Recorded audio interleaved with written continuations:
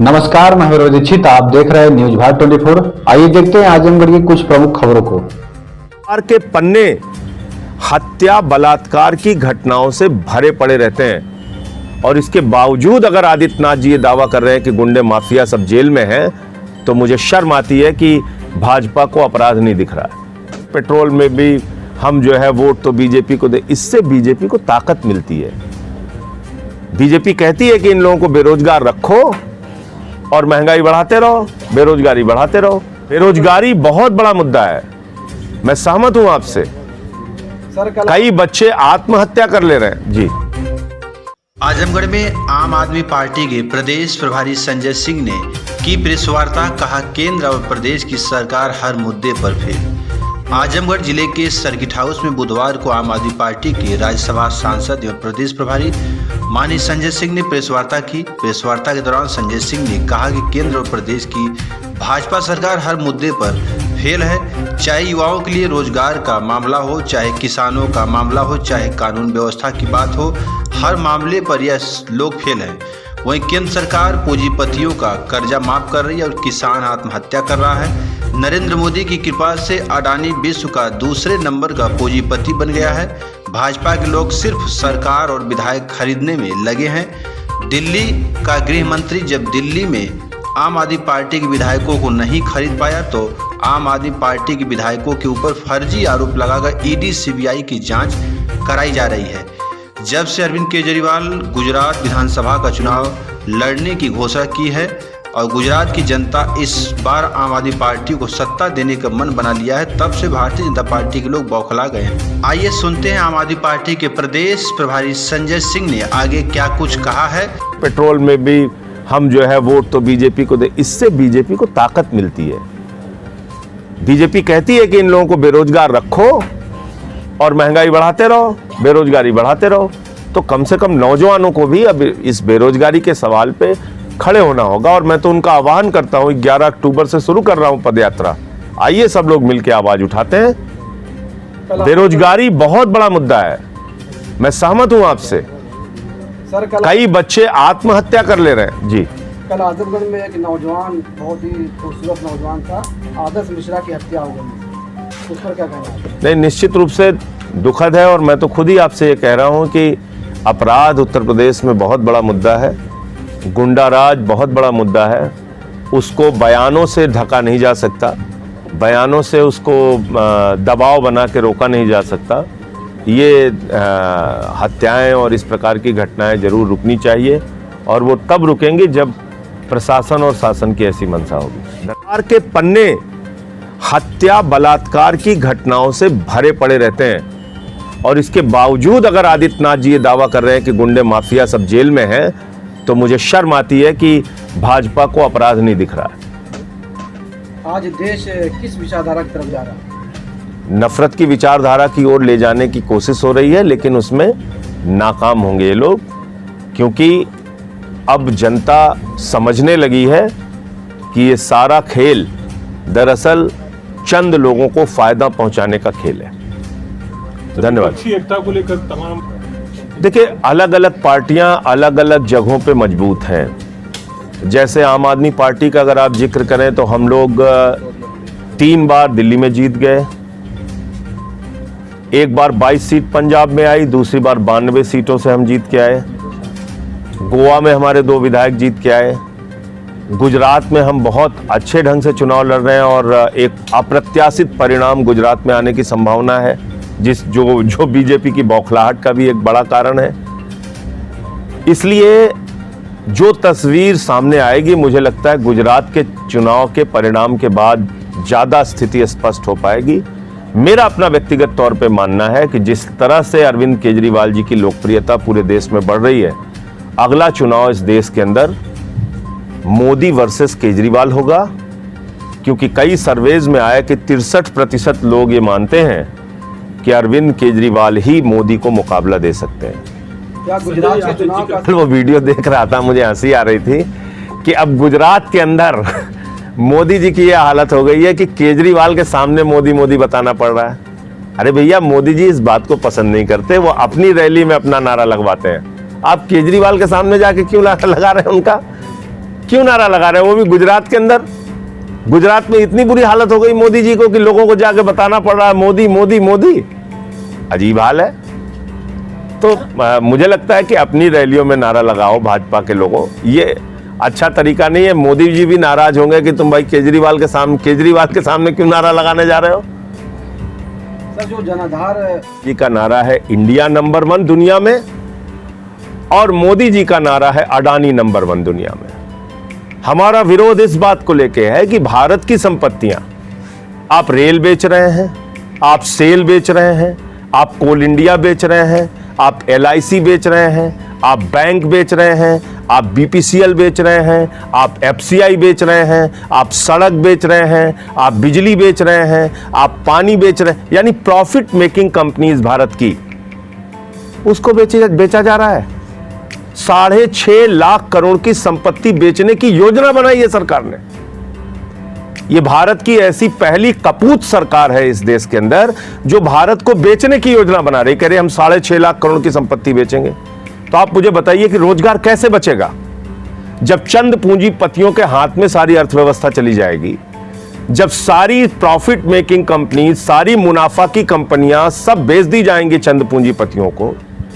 तो आप मुझे बताइए कि देश कैसे तरक्की करेगा और रोजगार नौजवानों को कैसे मिलेगा। हमें तो जाति धर्म के नशे में उलझा दिया है और देश को एक तरफ बेचने का काम कर रहे हैं लगातार। और क्या तर्क देती है सरकार? कहती है साहब घाटे में चल रहा है इसलिए बेच रहे हैं, घाटे में चल रहा है इसलिए बेच रहे हैं। LIC, BPCL, steel authority of India limited, coal India, तमाम कंपनियां मुनाफे की कंपनियां हैं, लाखों करोड़ की कंपनियां हैं। और मैंने तो पूछा प्रधानमंत्री जी से पार्लियामेंट के अंदर कि हिंदुस्तान का एक व्यापारी बता दीजिए मोदी जी जो घाटे का व्यापार करता हो, यानी रेल घाटे में चल रहा है उसको कोई खरीद लेगा। अरे भाई घाटे का कोई नहीं खरीदता, कुछ मुनाफे का ही खरीदता है। जो इस देश के 130 करोड़ लोगों ने अपने मेहनत और श्रम से भारत की संपत्ति बनाई है, उसको बेचने का काम मोदी जी कर रहे हैं। आप चले जाइए लखनऊ में लिखा क्या रहता है? अडानी एयरपोर्ट। पहले लिखा रहता था चौधरी चरण सिंह एयरपोर्ट, अब लिखा रहता है अडानी एयरपोर्ट। आप चले जाइए देश के किसी हिस्से में, क्या एक प्रकार से हम आर्थिक गुलामी को स्वीकार करते जा रहे हैं? क्या भारत को फिर से आर्थिक गुलाम बनाने की कोशिश कर रहे हैं मोदी जी?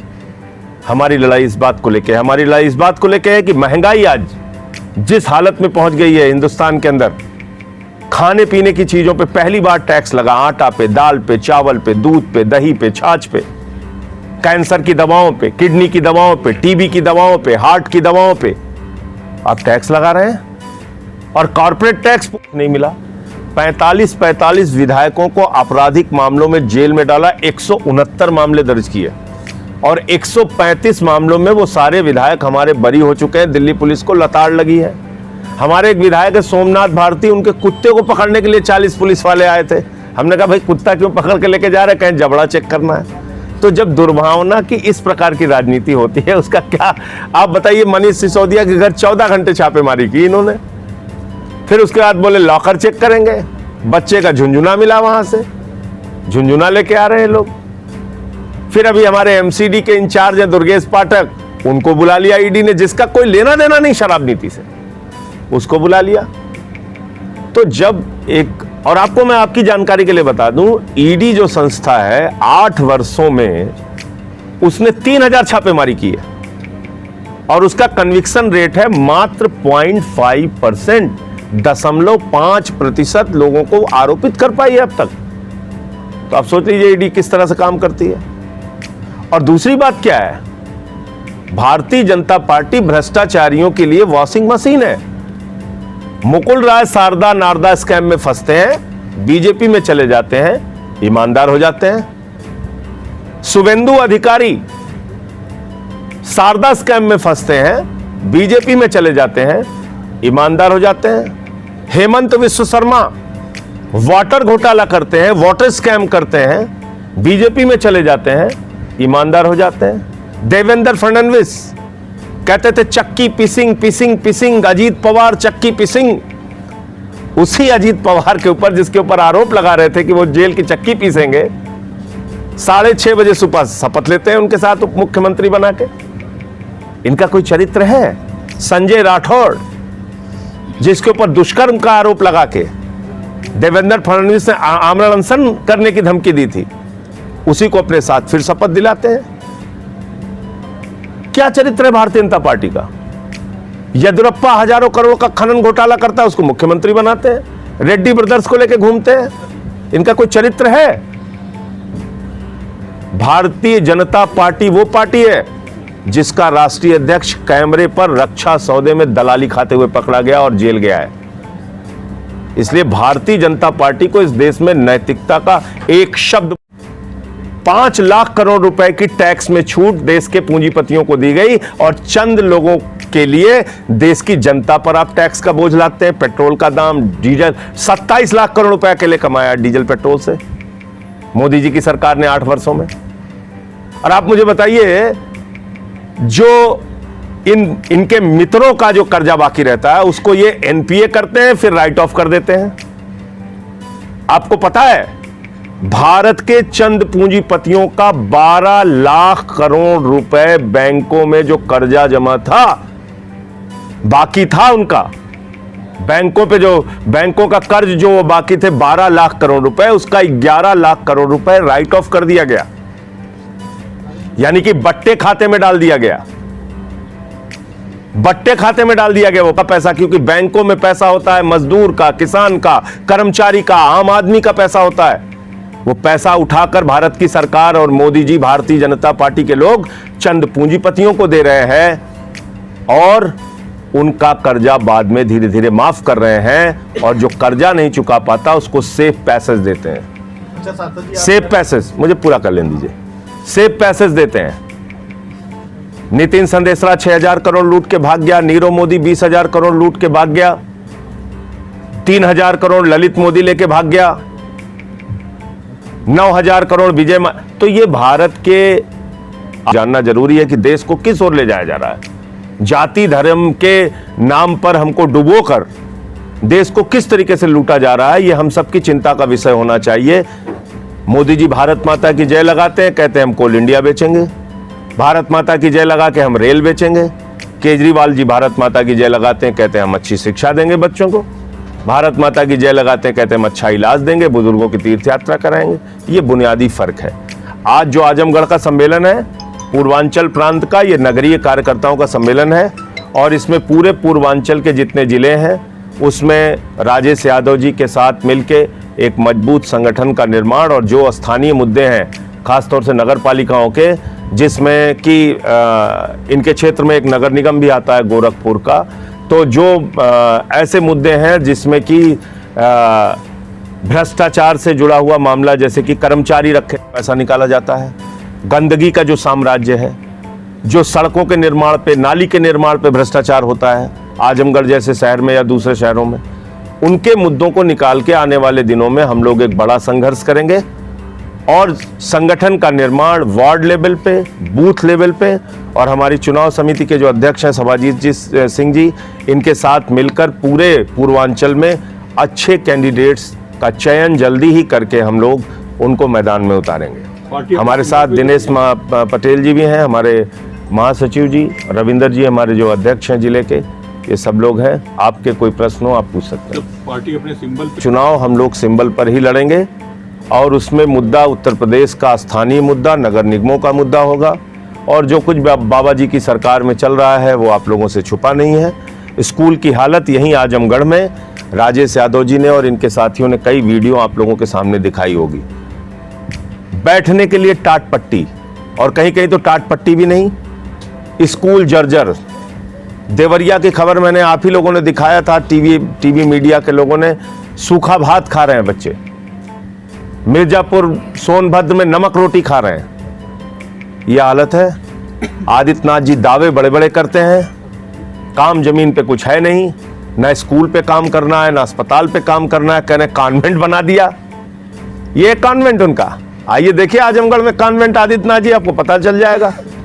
शिक्षा मंत्री कहते हैं हमारी नहीं सुनते, स्वास्थ्य मंत्री कहते हैं हमारी नहीं सुनते, जाके बेचारे छापेमारी करते हैं, कहते हैं हमसे पूछे बगैर ट्रांसफर कर दिया गया। यह हालत है। ब्रजेश पाठक जी लेकिन उनके विभाग के अधिकारी उनसे बिना पूछे ट्रांसफर कर दिए जा रहे हैं। यानी कि ट्रांसफर का उद्योग धंधा चल रहा है।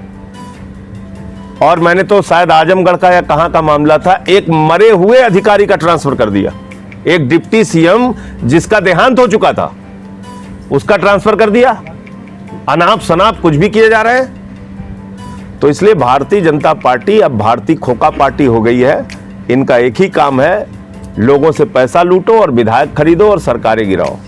8 सरकार हिंदुस्तान की इन्होंने विधायकें खरीद के बनाई। जी, अभी आपने कहा कि अर्थव्यवस्था है और हमारी अर्थव्यवस्था आगे बढ़ चुकी है, तो इसका क्या? भारत हंगर इंडेक्स में 116 देशों की सूची में 101 नंबर पे पहुंच गया।